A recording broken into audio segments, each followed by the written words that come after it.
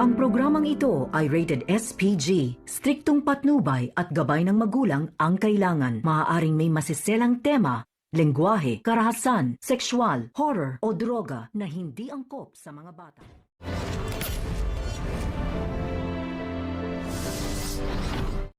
Nakahanda na nga itong si Ramon at ang mga kaibigan dito ni Tanggol upang maitakas na nga itong si Don Julio dahil sinabi nga dito ni General Rivas na bukas na nga daw ililipat ng city jail si Don Julio at Franco. Agad naman tinanong dito ni Don Julio kung saan nga ba dadaan itong si Julio at Franco.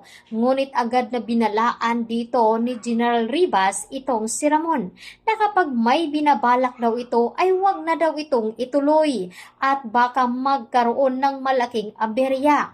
Ngunit sinabi dito ni Ramon kay Rivas na mas nasusukol at mas lalong lumalakas ang mga Montenegro kapag sila ay naaagrabyado. Kaya gagawin nga daw lahat dito ni Ramon upang maitakas ang kanyang papa. Kaya nakahanda na rin ang trupa ni Tanggol upang maabangan ang kinaroroonan at sinasakyan dito ni Don Julio. Ano nga ba ang gagawin dito ni Rigor na muli na naman siyang maiisahan dito ni Ramon? Lalo pat ay magtatagumpay sina Don Julio sa pagtakas at magiging wanted na rin ang mga ito.